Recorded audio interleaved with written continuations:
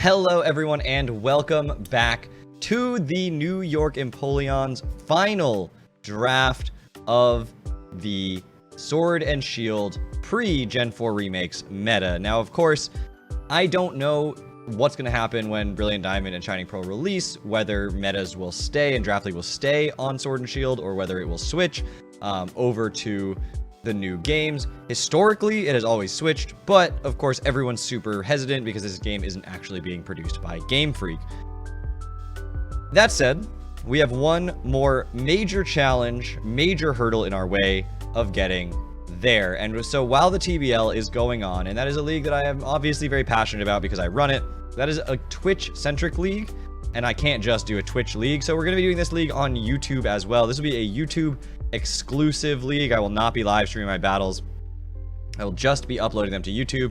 So if you want to check out the results of those battles, you are going to have to check them out via YouTube. If you want to check anything out on Twitch, definitely check out the Twitch Battle League, where there will be 6 live battles, mine as one of them, every single week for the next 10 weeks, while this league will go on the side on YouTube. My Twitch Battle League battles will not be uploaded to YouTube. So anyway, all of that out of the way, we're here now to talk about this team. Now, this is the slide I was given. I have no idea exactly how the draft stream is going to work, but they said if you want to do it any other way, you need to make your own slides, and I was like, that's too much work. Also, I like the challenge of let's try a draft analysis with what we've got in front of us. So this mishmash of Mega Mons just kind of slammed together into one small screen is what we're going to be rocking with. And I love the graphic, honestly. It is funny because it's like these Mons look a little bit cramped in this graphic, but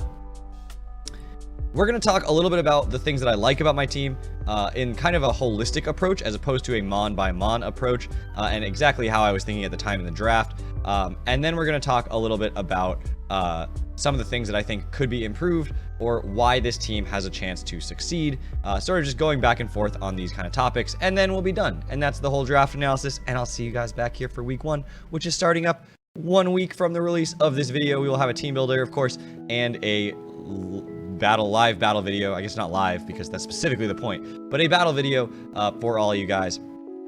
So check that out, of course, and I will talk at the end of this video about who my week 1 opponent is, but until then, we're just gonna rock out with the team. So the team is, as you can see, Zygarde 50%, Slowbro, Galarian Zapdos, Sylveon, Stakataka, Persian, or Alolan Persian, Galvantula, Cloyster, Magmortar, Trevenant, Xatu, and Mawile. You were allowed to pick between 10 and 12 Mons with 115 points, and at the end, we ended up grabbing a bunch of low point Mons to max out the full 12 we were allowed, as opposed to trying to take higher point Mons with fewer Pokemon.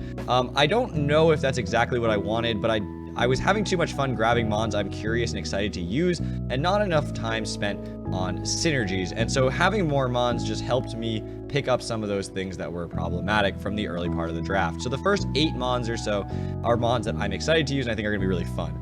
I've only used Zygarde 50% once before, and it was in a Showdown League. I've never used it in a Wi-Fi League before, so this should be a lot of fun to actually get a chance to try it out in a Wi-Fi League, a format I'm far more comfortable in than Showdown.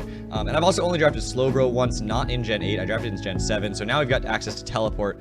It's gotten, obviously, just like a bunch of those kind of buffs, Future Sight, and everything else that it uses now that it didn't use before as frequently, that I think are really interesting. So Slowbro and Zygarde are 2 Mons that I just haven't used before, and at least not recently, and maybe not on Wi-Fi. And then, of course, Galarian Zapdos is another Mon that I just haven't ever drafted. So those top 3 were picked, and then I realized that I have a defensive ground with no rocks. I have a bulky water, but it doesn't have removal. I have a flying type that also doesn't have removal. Like, I was kind of hurting for something that had removal and rocks and all these things I needed. And I was also nothing over base 100 speed, and so a lot of the next mods after that were me just picking up Mons that I was like, this fills roles on this team. So Stakataka has rocks, Persian has speed, Galvantula has speed control, Cloyster has entry hazards. So a lot of the Mons down through the 10 pointers or so are me grabbing Mons that are just kind of picking up spots on the team, and hopefully it's going to work out. The problem is, even at the end, when I was able to pick up all 12 mons, I have only 2 pieces of removal, and that is Cloyster has Spin, and Xatu has Magic Bounce, and then, of course, Defog. My other flying type Zapdos does not have removal, and nothing else does. I don't have that severe of a rock weakness, so I'm not as worried about it. I do have 3 Pokemon weak to rocks, but it's not the scariest thing in the world. And I also did try to make sure that my team isn't just immediately killed by, you know, a certain type of move or anything. So I feel like I have pretty good move synergies, type synergies, and everything like that. But Mawile and Stack Attack are my only rockers. Xatu and Cloyster are my only removal. This is going to be an offensive team trying to beat my opponents to the punch. That is the way this team sort of needs to be played. I'm excited to play it that way, though, because I do think there's a lot of potential for success there.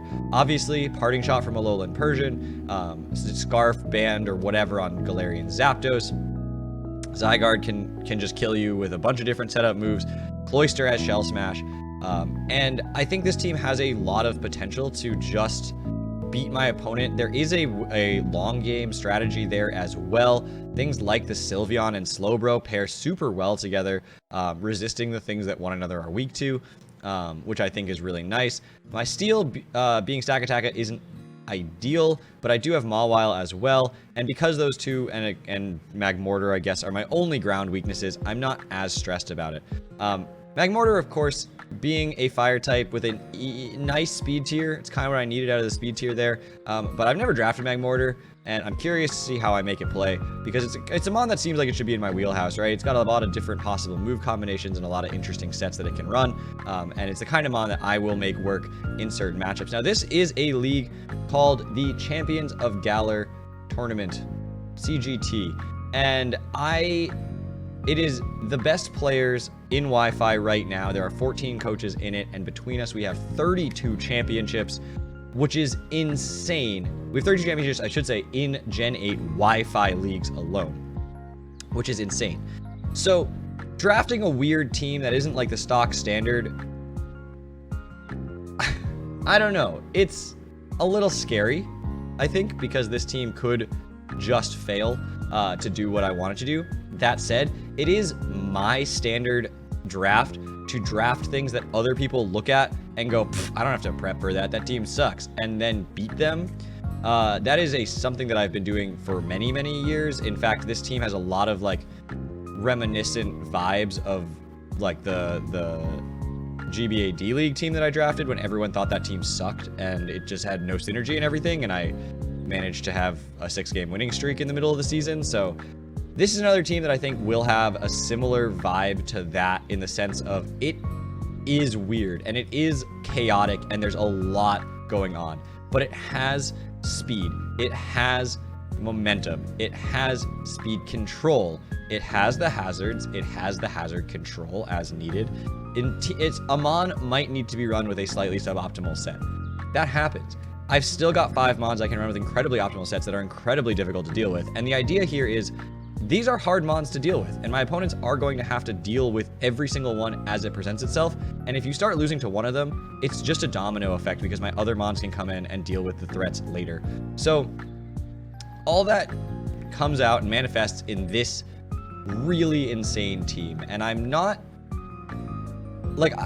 even sure what to say about it. I've been trying to record this video for a couple of days now in my own head, or at least come up with like a script for it, and ultimately I think the best way to do this is non-scripted, because this team needs me to be able to be flexible. It needs me to be willing to make sacrifices, to change things on the fly, to have multiple win cons that may ultimately do nothing in a battle while something else comes up and presents itself mid-game and offers me a win con I wasn't even looking for. This team requires creativity, it requires ingenuity, and it requires me to be not what my opponents are expecting me to be. And if that's something that I am very comfortable with, and honestly, while it wasn't intentional necessarily, it actually is something I'm really excited to use for this last draft league. If it goes horribly wrong and I finish 2-9 or whatever, then it goes horribly wrong and the experiment didn't work.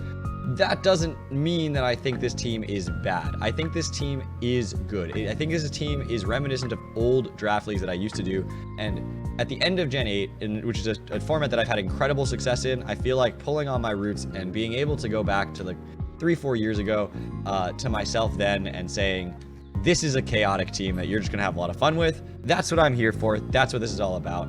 And I think this team, it checks all the boxes ultimately.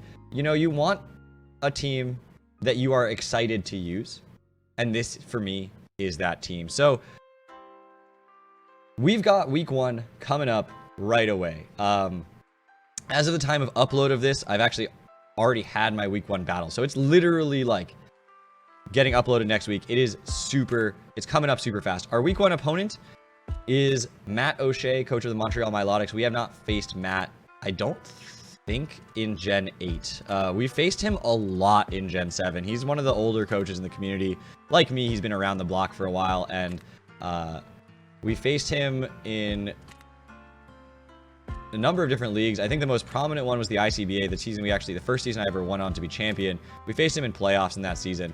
And then later we went on to face him in IBL. We faced him in a number of different leagues across time. So opponent I'm very familiar with, a guy that is an incredible battler. I'm just going to say that every single week in this season, every single person I face is an incredible battler. Just expect that. These are all players who have won at least one, likely more than one championship in Generation 8 Wi-Fi alone. So this is going to be a really tough challenge. Players are not going to make misplays. Everything's going to be really interesting. And honestly, I'm used to facing all the top teams. I know what people are drafting. I feel like the fact that my team isn't that will give people pause, and that's where my benefit and advantage can come in, because they're not sure which of these 12 mons are going to show up to any given match. So I'm excited to use this team. I think it's going to be a good time. I hope you guys are excited too. It's going to be a wacky season. Come along for the ride. Not going to lie, there might be some transactions coming down the road, but for week 1, just so you all know, there were I did not make any transactions that are going to be for week 1. So I'm not like, ooh, mysterious, I'll reveal in the team builder. No, this is the team you will see in my week 1 battle. Beyond that, no promises. But for week 1, that's what we're looking with. So I think this team, again, I'm repeated it like 4 times, partially because I'm trying to psych myself up for it, and partially just because it's true. This team's really interesting. And my opponents are going to have to figure out ways to deal with it. And maybe early season they will, and I'll adapt for those. So join me on this ride, because it's going to be a lot of fun. It's going to be a chaotic one, and it's going to be the last one for Sword and Shield. This is the hardest league I've been a part of. I just did PAC, and that I said was the hardest at the time. This is harder than that, and it's going to be a lot of fun. So thank you all so much for watching. I will see you guys all back here next week with our week 1 battle against the Montreal Milotics, coached by Matt O'Shea. I haven't recorded draft analysis in a while, so this is super... Oh, my heart's pounding right now, but I will see you guys all back here then. Take care, everybody.